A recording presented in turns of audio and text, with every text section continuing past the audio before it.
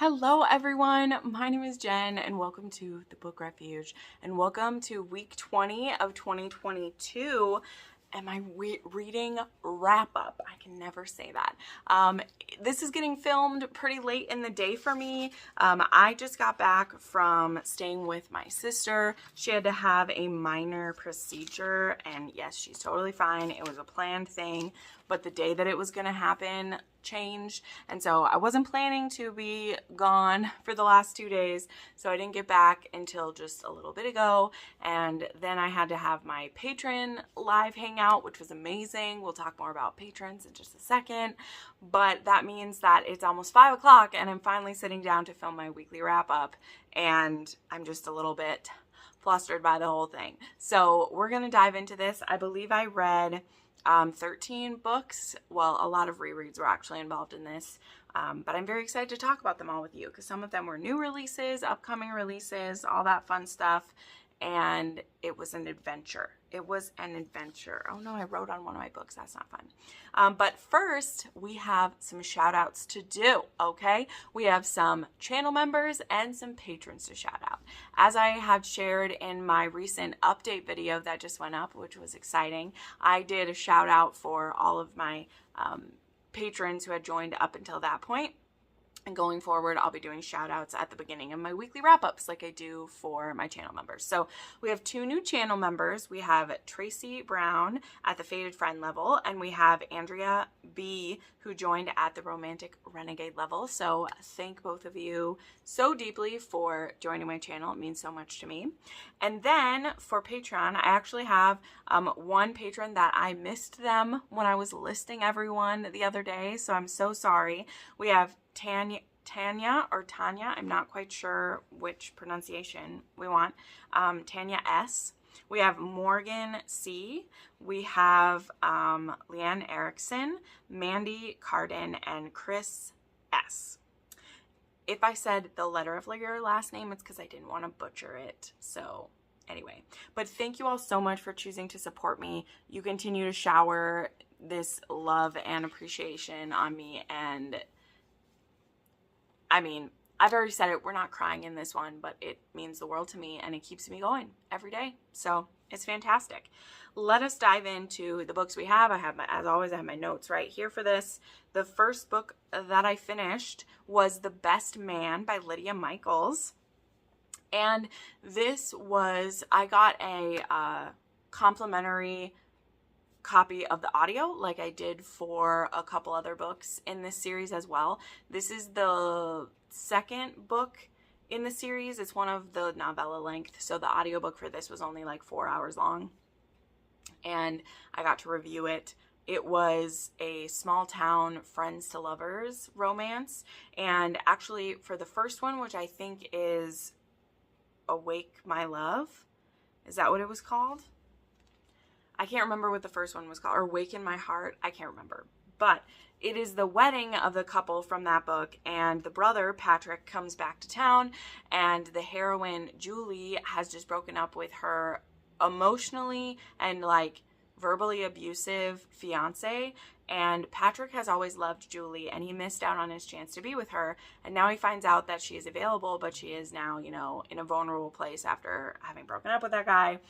And it's his brothers are gonna come, and he finally has a chance to make a go of it with her. So I enjoyed the performance of this so much. I really love the narrators that are getting picked for Lydia Michaels books. I'm looking forward to listening to the other books in this series, and her McCullough Mountain series is getting, they all have audiobooks too. So I really did love that. The thing is, the novella ones, they're always too short for me.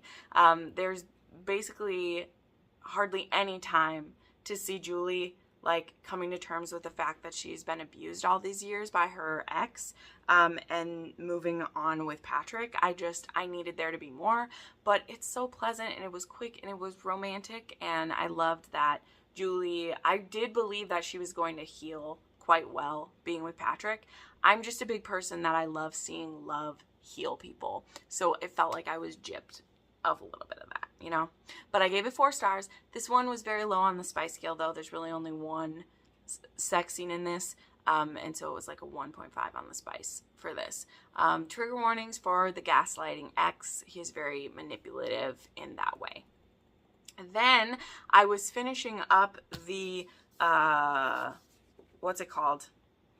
My brain just lost it. I was finishing up the historical romance readathon last week, and I read A Daring Pursuit by Kate Bateman.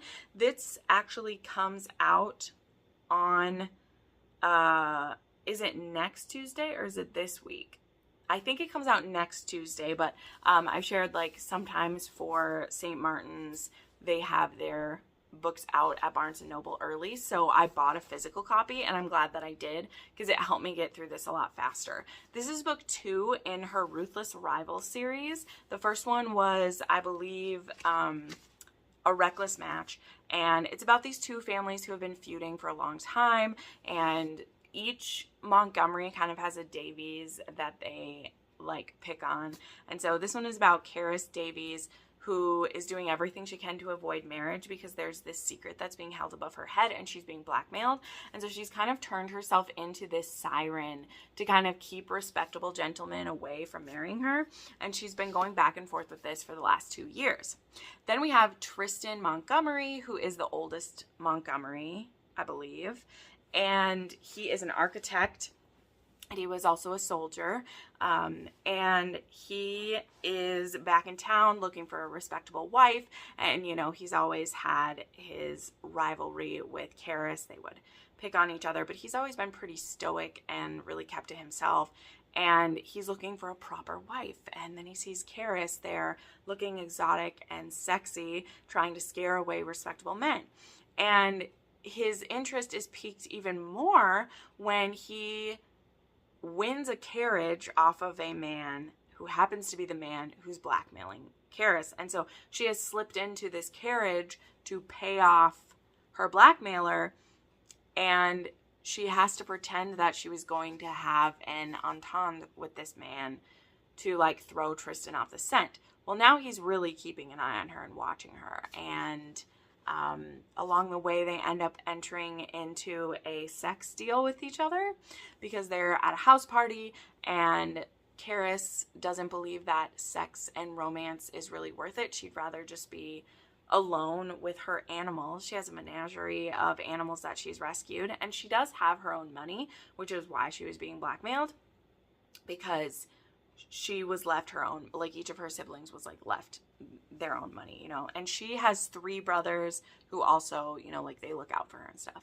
And her and Tristan decide that they will have this week at this house party that's being hosted to have a fling with each other. And that was a lot of like background for this. But this story, I loved this. It's my favorite book I read in the readathon. It's my favorite Kate Bateman that I've read. I was really having a rough time with the readathon. You know, if you see my wrap up from last week, it was not going the most swimmingly for me. And so, but I had to get this arc done, and I was like, I'm just going to try one more book. And I dived in, and this was adorable. It was funny. It was sexy. I think I gave this one a 3 on my spice scale even. I did. It was like, oh, their chemistry was insane. And there is a bit of like mutual pining that we find out has been going on for a long time between these two. And they're trying to keep their feelings a secret from the other person, so they don't realize how into this affair they're having that they are. And I just loved it. The conflict was mostly all external in this one. There is, you know, her blackmailer, and there's also some other drama that's going on. And the way that they communicated and the way that they were with each other just gave me the biggest smiles. And I love Tristan. You know I love a Tristan. You know I love a Tristan. And this one was excellent. I really, really love this. I highly recommend it. You could read this one as a standalone. The couple from the first book, of course, is in here because it's her brother and his sister. And that's why they're in a lot of proximity together too, because previously the Davies and the Montgomerys were keeping themselves separated, and now they can't do that as easily because their siblings are married. So I fully enjoyed this. Highly recommend. 5 stars. Then I did a reread of Brutal Vows. I won't talk too much about this. This book I annotated for 2 of my patrons. So I did a reread of this. It was still a 6-star book. It is still, I don't know if it's my favorite in the series or not. I can never make up my mind. But this is the 4th book in the Queens and Monsters. This is between, what's her name? Raina and Quinn, or Spider as he's known, and Quinn is supposed to be marrying her niece Lily, and Raina does not want that to happen, and she has something to say about it. And I freaking love it. It's a 6-star read. It's one of my favorite books this year, and that is why my patrons wanted me to annotate it for them. So it was wonderful. Then I did a lot of, this was like a Patreon reading week for me. So I did read my Waking Olivia by Elizabeth O'Rourke. This was the winner for my Patreon poll. So I do have an exclusive like 30-minute deep dive review of this book. It's available on my Patreon for levels for the $7 level and above. If you would like to help me choose the book that I'm reading and annotating every month, you can do that. I will also be raffling off this between the people who signed up for it. So I get to give this book away. So I am not going to be reviewing this here. I am just going to say this is a romance between Olivia, who is a cross-country runner, who's 20 years old. She has a really horrible past. She's really on her own. She's gotten a scholarship to this university where Will is the like assistant coach there. And she has so much baggage on her shoulders and so much that she's trying to hold on to. And so does Will, but in a different way. This isn't a huge age gap, even though he is the assistant coach. He's probably in his late 20s and she's 20. He only graduated, like, I think they describe it, he graduated 2 years before she entered the college racing ring. So I'd assume he's 6 or 7 years older than her. The age gap is not what makes this one taboo. It's more him being her coach, as well as he does have a girlfriend in the beginning of this book. Yeah, for those of you who have read it, you'll know I gave this 4.5 stars. I thought it was a very powerful story. I gave it 2.5 on the spice scale. If you want to know my more in-depth thoughts, sorry to be a tease, but you can find it on Patreon. But yeah, I gave it 4.5 stars and the spice was real. I'll tell you what the triggers are though. Absolutely, I will. Sorry, I will not skip that. The trigger warnings for this are PTSD, death of a family member, pretty brutal kind, past assault, and like nightmares. And this trigger, I wouldn't have called it like a full trigger, but I know that it could, like, I noticed it, so I want to mention it. There is a mention too of like our heroine's eating, and not because she's trying to be unhealthy, but we do have a hero who is like constantly trying to like force her to eat, because when she gets nervous she won't. And so if you're sensitive to like food being pushed, I just wanted to put that out there. But yeah, really enjoyed this, and I had a lot of thoughts about it. Like, look at all of these that I put in there. So there's that. Then one other book that I read for a patron is I reread the book Manipulate by Pam Godwin. This is book 6 in the Deliver series, which I didn't grab my hardback, but I already sent off this copy to the person that asked me to annotate this. So this one is a prison romance. It is also an MMF romance. The 2 men are previous sex slaves. That is what the Deliver series is all about, by the way. It's about 9 people who used to be sex slaves, and now they are freedom fighters, and they try to rescue people who are sex slaves and have been caught up in being the victim of sex trafficking. So yeah, this was about Ricky and Martin, who were 2 of them, and they enter into this prison in Mexico. I think it's in Mexico, yes, where they are trying to infiltrate La Rocha and find out everything about his operation and then make it stop, because they are trafficking children. And our heroine, Tula, she gets a desperate call from her sister, Vera, I think her name is Vera, to cross the border and bring her some money to her home in Mexico. And so she does that, but when she ends up getting arrested there and accused of being a part of a bunch of things, and she gets horribly assaulted by the police. Like, they use a cattle prod on her, and they strip search her, and they, don't believe her that she's not a part of this. She, is a school teacher from the United States here to help her sister, and they won't listen, and she ends up in this prison. And so 2 years later, that's actually when Ricky and Martin show up. And while she is there, Tula actually ends up saving the life of La Rocha himself and becomes his personal English teacher and someone under his protection. So she is the only woman in this entire prison, and she is kept safe by her friendship with La Rocha. La Rocha, who is going to be taken down by Ricky and Martin.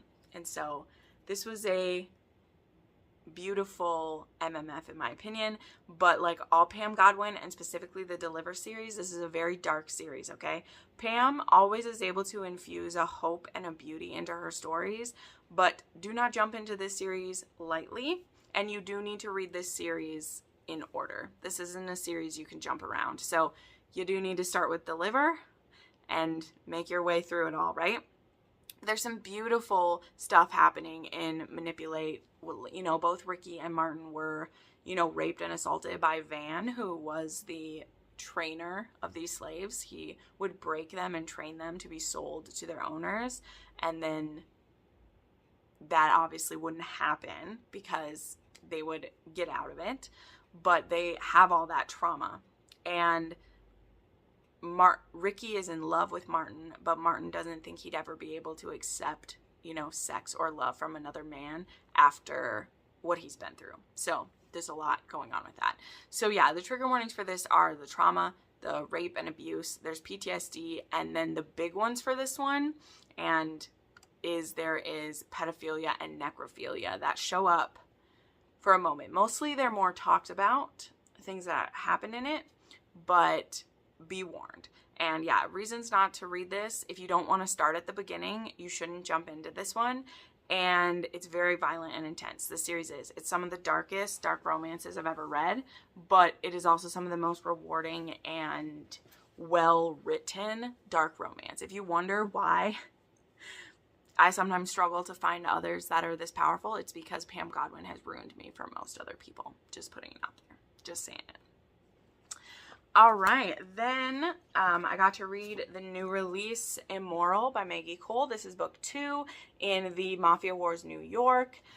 This one is about Gianni and Cara, and this is a second chance romance. They're both in their 40s at this time. Gianni was in love with Cara, who is the best friend of Bridget, about the same time that Bridget and Dante were having their thing in high school. And Gianni, him and Cara have been off and on with each other since high school. For 20 years they've been off and on. And Gianni was never ready to be serious. He would really jerk her around.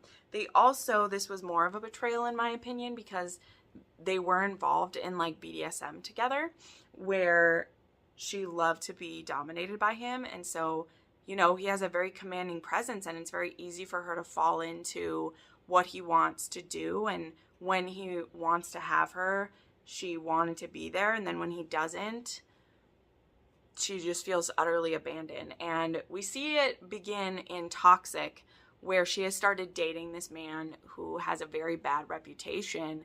And Gianni's trying to warn her away from him, and she just believes it's his normal jealousy. Anytime she'll get serious about a man and be ready to fully move on, he'll find a way to interject himself into it. We don't fully know what all of that is when you read Toxic. You just see Gianni trying to ruin her relationship with this man who is from a rival mafia and is a very dangerous man, and they deal in sex slavery.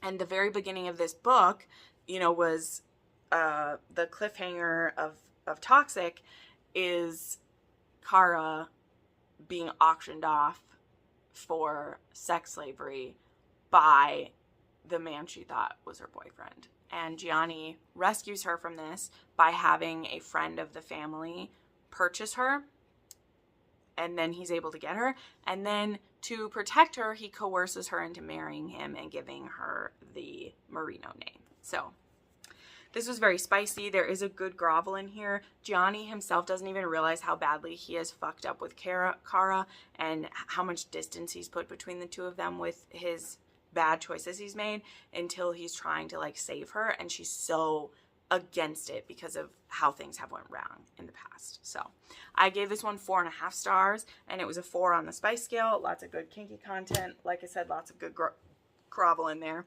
And then the trigger warning is for assault and violence.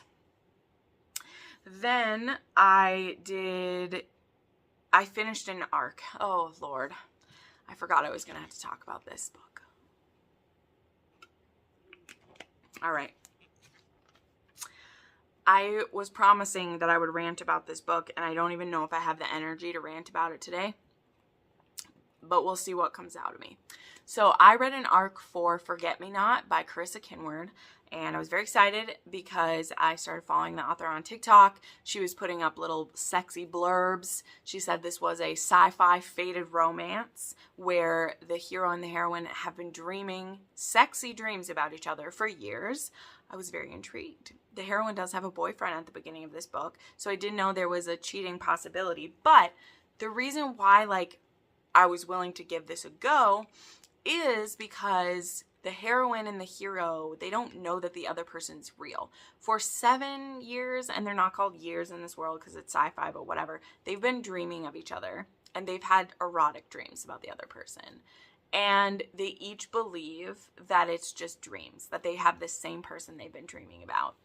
And then the heroine, let me find her, Eliza, she is on a ship with her boyfriend, and they're traveling from one area to another, and I don't know what it's called, but like a transport hooks up to theirs, and there's some passengers who are going to now be traveling the rest of the way with them. And this man, Silas, steps off this transport, and it is exactly the man that Eliza has been dreaming about all this time.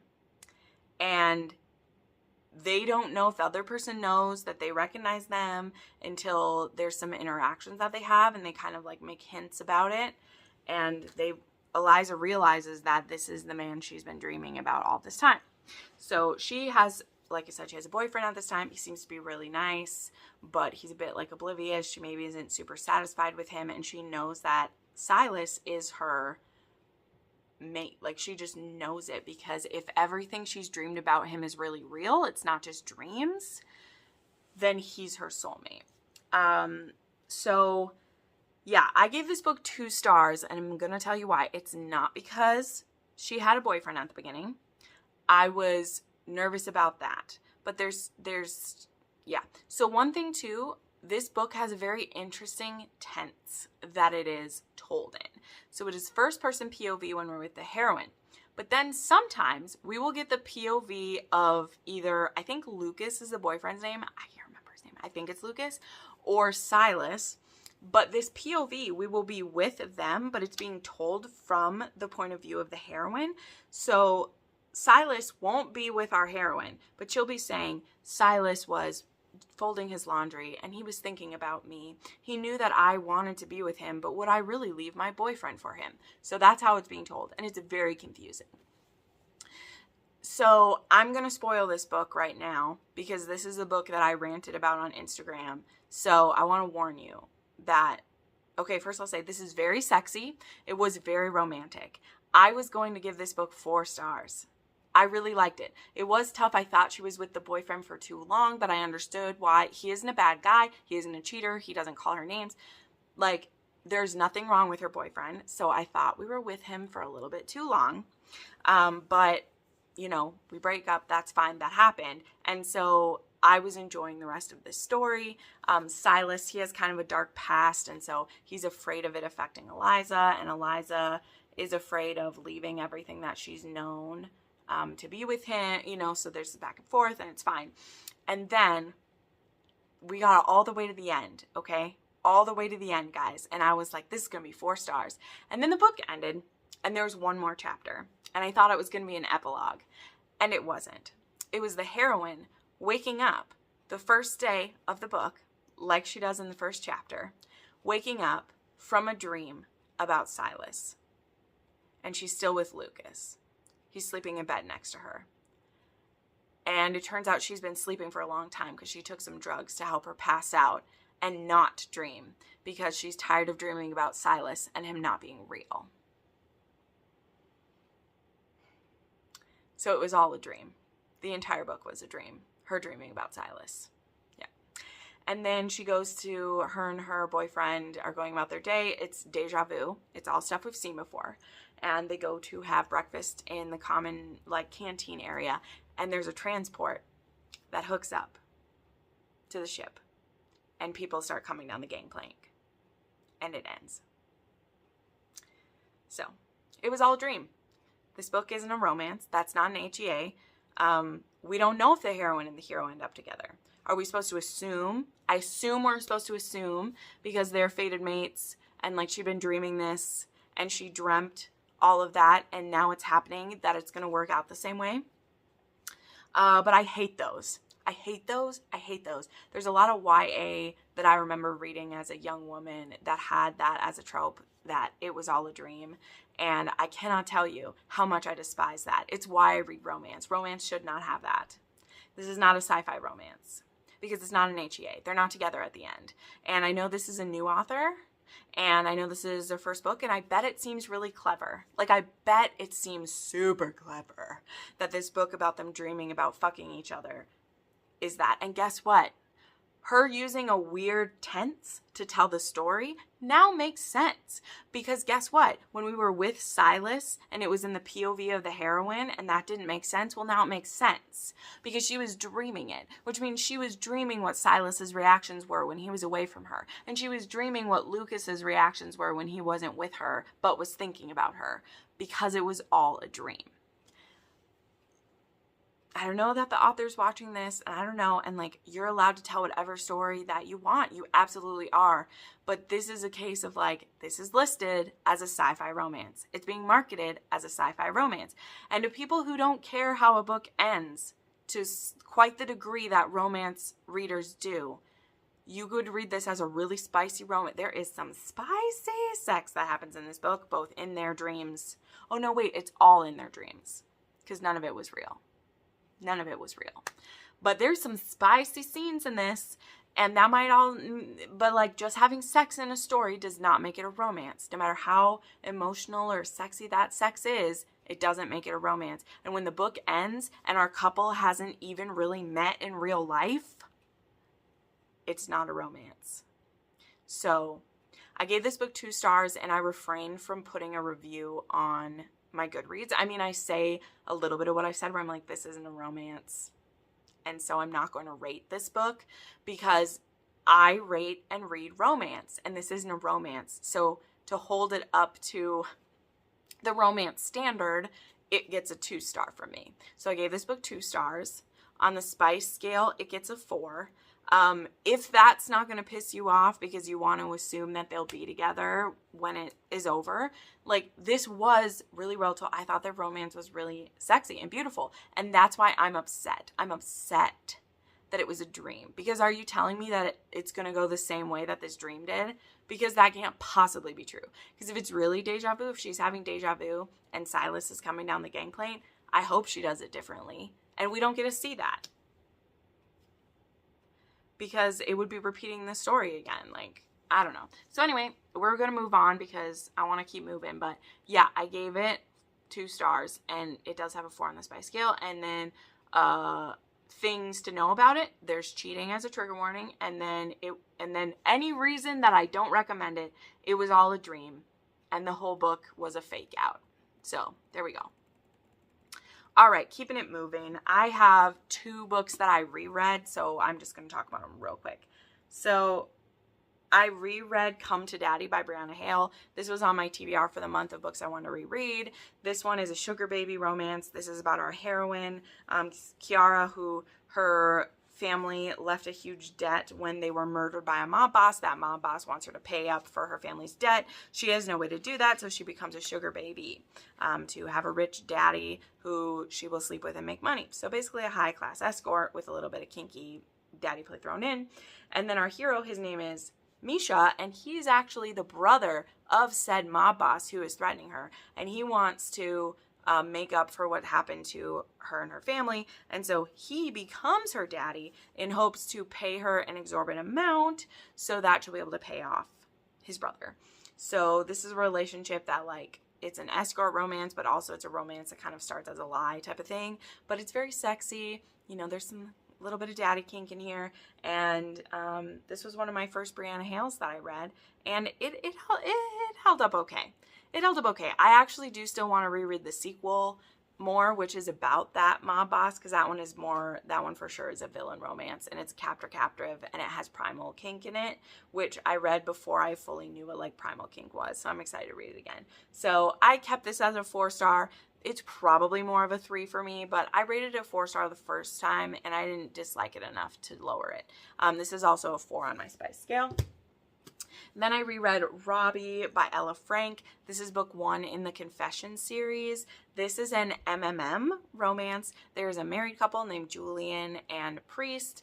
And if you'd read some of the books previously by Ella Frank, like the Try series by her, which is a Gay for You series that I really loved, this series kind of spins off of that. Robbie is a character who's like in love with one of the guys in that, and he also works at the bar that is owned by one of them. I think it's called like the Twisted Cherry or something like that. But he gets approached by Julian and Priest because they are looking to add him to their relationship. So there's kink in here. It's sexy. It's hot. It's a beautiful start to their relationship. There are 4 books in this series. I don't know if I'm going to get to the reread of all of them, but I was happy to reread that. I gave it 4 stars, and it has a 3.5 on my spice rating.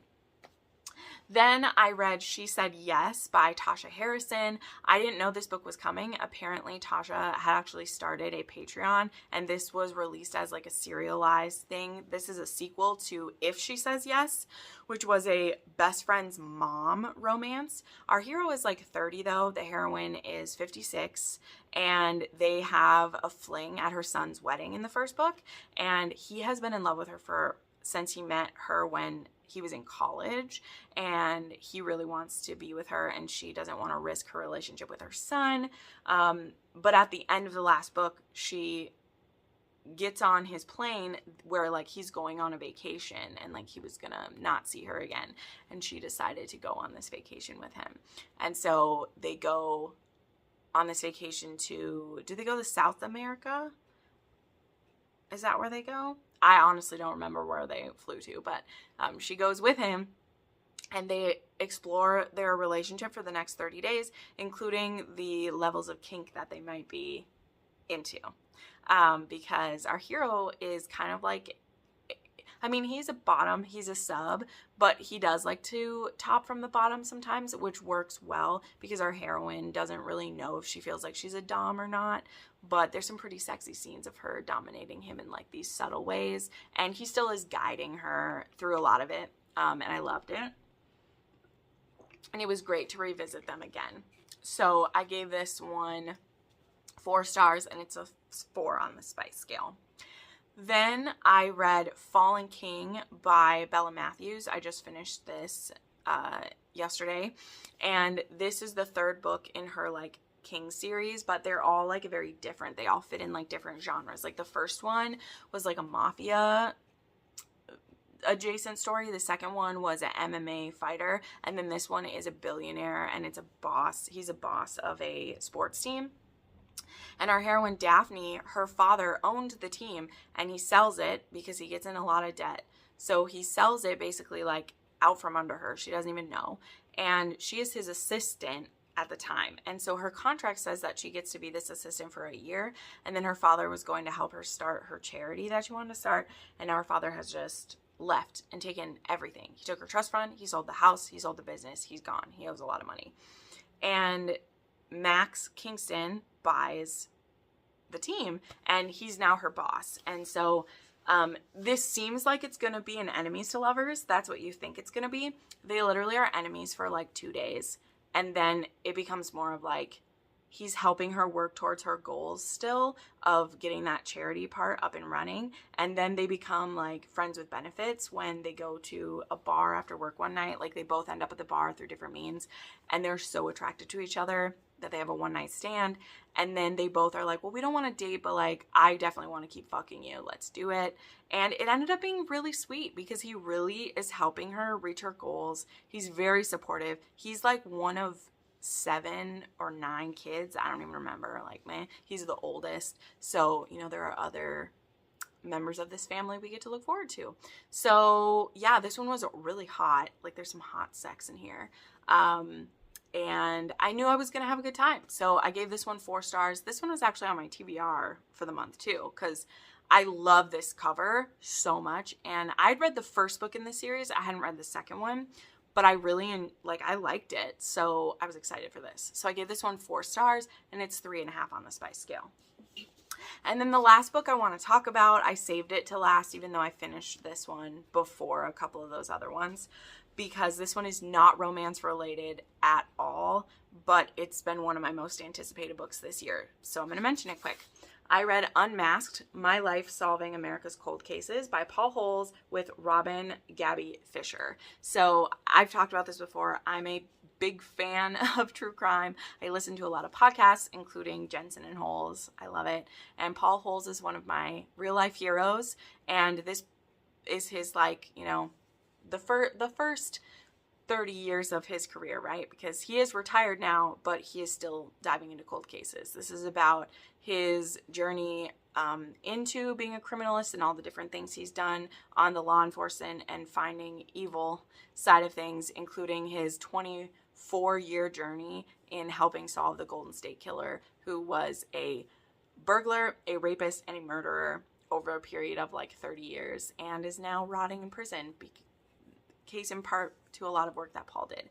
This also shows a really, like, you know, a dark look into what it costs to be an investigator who is advocating for victims, and, you know, the cost to his family and to his marriages and to his own mental health to put himself in the head of a killer to find them and to get justice. And I really appreciated that and his sacrifice to do that. And I also appreciated the care he has for the victims and the way that he, you know, the toll that took on him to be empathetic and to be as supportive as he could and to want to get justice for them so much. So I love this. I was able to listen to the audiobook, so it was Paul Holes reading it to me.